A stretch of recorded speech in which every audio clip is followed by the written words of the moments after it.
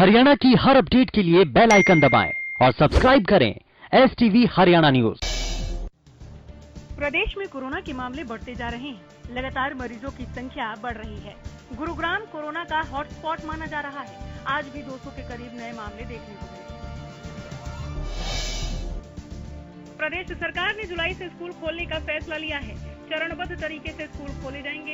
Haryana news से बातचीत में शिक्षा मंत्री कंवरपाल गुर्जर ने बताया कि शिक्षा विभाग विद्यार्थियों के कोर्स पूरा करने के लिए गर्मियों या सर्दियों का कोई अवकाश नहीं करेगा।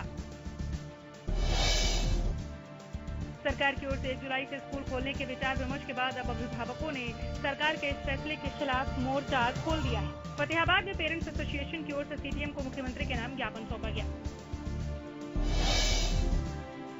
अभिभावकों का कहना है कि जब तक कोरोना का कहर शांत नहीं हो जाता तब तक स्कूल न खोले जाएं। हरियाणा विद्यालय शिक्षा बोर्ड ने 10वीं और 12वीं की बची हुई परीक्षाओं को लेने की तैयारी शुरू कर दी है। बोर्ड की तरफ से इन परीक्षाओं को 1 जुलाई से 15 जुलाई तक लिए जाने का फैसला लिया गया है। इन परीक्षाओं को कोरोना महामारी के चलते स्थगित किया गया था। साथ ही बताया गया कि आने वाले सोमवार को 10वीं की परीक्षा परिणाम घोषित किए जाएंगे।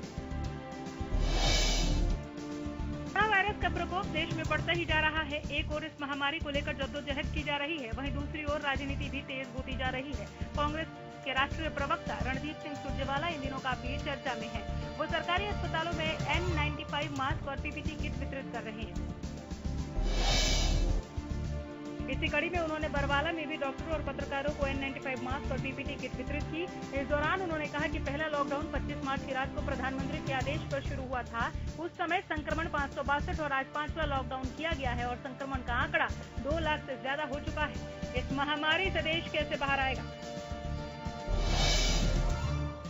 पत्रकारों से बातचीत में सुरजेवाला ने प्रदेश सरकार पर निशाना साधा। कहा, लॉकडाउन में सभी वर्ग प्रभावित हुए हैं, लेकिन गरीबों और मजदूरों पर इसका व्यापक असर दिख रहा है। भिवानी में कोरोना का संक्रमण दिनों दिन बढ़ता जा रहा है। आज नए मामले कोरोना के संक्रमण के आए हैं। भिवानी में अब कुल एक्टिव मरीजों की संख्या 49 हो गई है। फतेहाबाद के नागरिक अस्पताल में बने आइसोलेशन वार्ड से एक महिला फरार हो गई। महिला के आइसोलेशन वार्ड से फरार होने के बाद स्वास्थ्य विभाग में हड़कंप मचा है। आनन फानन में मामले की सूचना पुलिस को दी गई। दरअसल फतेहाबाद के इंद्रपुरा इलाके में एक पॉजिटिव केस मिलने के बाद इलाके को कंटेनमेंट जोन बनाकर रखा गया था। इसी बीच ये वाकया हुआ। गोहाना के गांव मोईहुडा में एक ही परिवार के 3 सदस्य कोरोना पॉजिटिव मिले हैं। बताया जा रहा है कि कोरोना पॉजिटिव परिवार दिल्ली में रहता है और 2 दिन पहले अपने पैतृक गांव मोईहुडा में अपने मकान को देखने के लिए आए थे। बताया जा रहा है कि पॉजिटिव आया परिवार दिल्ली में रह रहा था और गांव में रहने आए इस परिवार पर सरपंच ने परिवार को क्वारंटाइन कर टेस्ट कराने की बात कही। सिरसा में शहर की सफाई के लिए हैवी वैक्यूम मशीन का ट्रायल किया गया। इस मशीन के आने से नगर परिषद के कर्मचारियों की शहर में बार बार सफाई करने की समस्या खत्म हो जाएगी।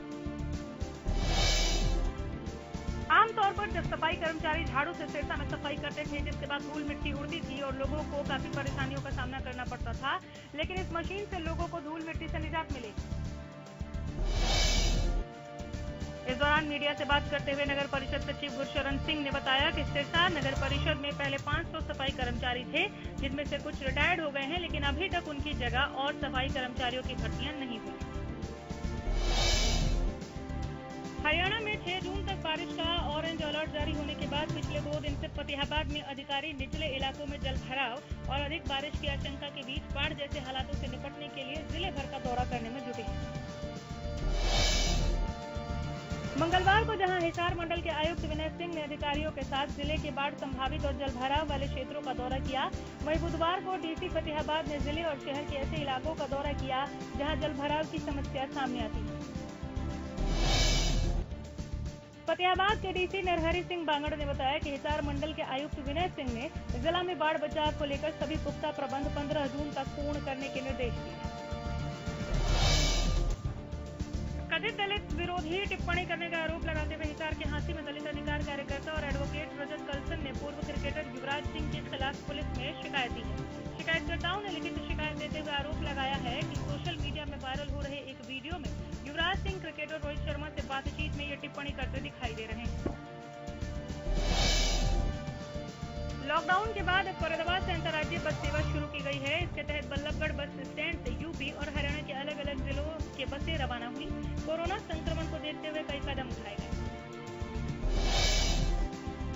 यहाँ बस स्टैंड पर आने वाले यात्रियों की पहले पूरी तरह से जांच की जा रही है और बस में भी सोशल डिस्टेंसिंग का विशेष ख्याल रखा जा रहा है।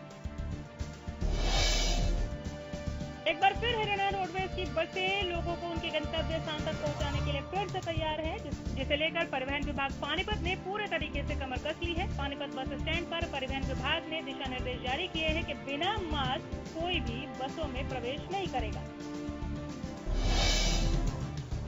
फतेहाबाद रोडवेज विभाग की ओर से जहां अनलॉक 1 की घोषणा के बाद सभी रूटों पर बस सेवा बहाल की गई थी, वहीं अब पंजाब, उत्तराखंड और जम्मू में बस सेवा पर रोक लगा दी गई है। मुख्यालय से मिले आदेश के बाद रोडवेज विभाग ने उत्तराखंड, जम्मू और पंजाब जाने वाली बसों के रूट में बदलाव किया है। वाया पटियाला होकर चंडीगढ़ जाने वाली बस को बंद कर दिया गया।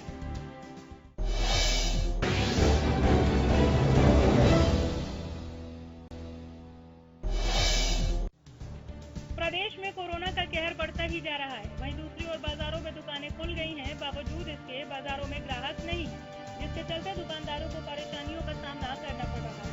पानीपत के इंसार बाजार के छोटे छोटे दुकानदारों की जीविका के लिए संकट पैदा हो गया है। फतेहाबाद में नियमों की अनदेखी करने वालों पर प्रशासन सख्त नजर आ रहा है। प्रशासन की ओर से ऐसे लोगों पर जुर्माना लगाया जा रहा है जो बिना मास्क घूमते नजर आ रहे हैं। गुरुवार को झज्जर के बॉयज सीनियर सेकेंडरी स्कूल में सोशल डिस्टेंस को ध्यान में रखते हुए एक बैठक का आयोजन किया गया। इस बैठक में स्कूलों को खोलने के बारे में राय ली गई। रादौर के बुबका गांव के ही कुछ लोगों द्वारा हनुमान मंदिर के नाम से एक ट्रस्ट बनाए जाने का मामला तूल पकड़ने लगा है। इस ट्रस्ट को रद्द किए जाने को लेकर सरपंच पक्ष एसडीएम रादौर पूजा चावरिया से मिले। उकलाना के नायब तहसीलदार के मार्फत सर्व कर्मचारी संघ हरियाणा और अखिल भारतीय खेत मजदूर यूनियन के कर्मचारी एवं पदाधिकारी ने प्रधानमंत्री के नाम ज्ञापन सौंपा। स्वास्थ्य विभाग के अनुबंध आधार पर कार्यरत 1 दर्जन से ज्यादा कर्मचारियों को बिना किसी कारण नौकरी से हटाए जाने के विरोध में लघु सचिवालय परिसर के समक्ष धूप में अर्धनग्न होकर धरना दिया जा रहा था, जो आज समाप्त किया गया। कर्मचारियों के जायज मांगों को लेकर एसडीएम जावेद यादव ने गंभीरता से लेते हुए आउटसोर्स कंपनी के एरिया मैनेजर को तलब किया। कर्मचारी संघ ने अपनी मांगों को लेकर एसडीएम कार्यालय पर प्रदर्शन किया। सर कर्मचारी संघ ने अपनी मांगों में श्रम विरोधी कानून और बिजली सुधार कानून को वापस लेने की मांग की। गोहाना में सर्व कर्मचारी संघ के बैनर तले कई विभागों के कर्मचारियों ने विश्राम गृह में जमा होकर नारेबाजी की। इसके बाद शहर में प्रदर्शन करते हुए गोहाना के तहसीलदार को मुख्यमंत्री और प्रधानमंत्री के नाम ज्ञापन सौंपा। उनकी मांग है कि सरकार ने 983 पीटीआई अध्यापकों को हटाया है, उन्हें फिर से वापस लिया जाए। स्वास्थ्य विभाग के सिक्योरिटी गार्ड सहित अन्य पदों पर कार्यरत आउटसोर्सिंग कर्मचारियों की प्रस्तावित छटनी और कार्यमुक्त हुए प्रदेश में 1983 शारीरिक शिक्षकों को सरकार द्वारा सेवा सुरक्षा प्रदान नहीं किए जाने के विरोध में यह प्रदर्शन किया गया। इसी कड़ी में सिरसा के चौधरी देवीलाल पार्क में कर्मचारियों ने विरोध प्रदर्शन कर जमकर नारेबाजी की। चरखी-दादरी के मानकावास गांव में टमाटर उत्पादक किसानों का धरना जारी है। भारतीय किसान यूनियन के नेतृत्व में किसानों का धरना 5वें दिन में प्रवेश कर गया। धरने पर बैठे किसानों ने लॉकडाउन की वजह से टमाटर की फसल का उचित भाव न मिलने पर भावांतर भरपाई योजना के तहत मुआवजा मांगा है। सादे के जिला चरखी-दादरी के गांवों के किसानों ने काफी ज्यादा मात्रा में टमाटर की खेती की हुई है, लेकिन लॉकडाउन हो जाने के चलते किसानों को टमाटर का उचित भाव नहीं मिल रहा।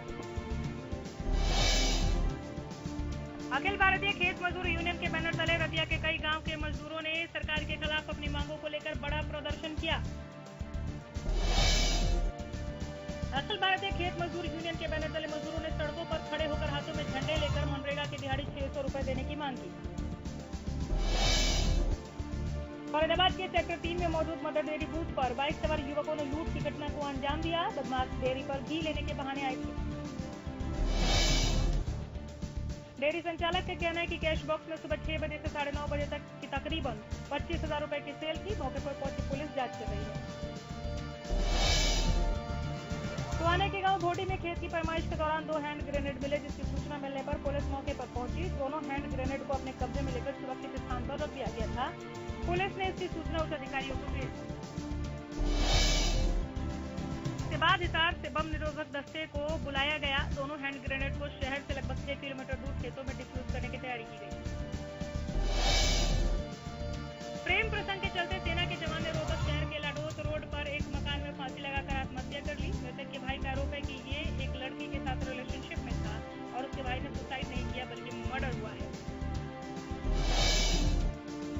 इस मामले में पुलिस को शिकायत दे दी गई है। सिटी थाना पुलिस कार्रवाई करने में जुटी है।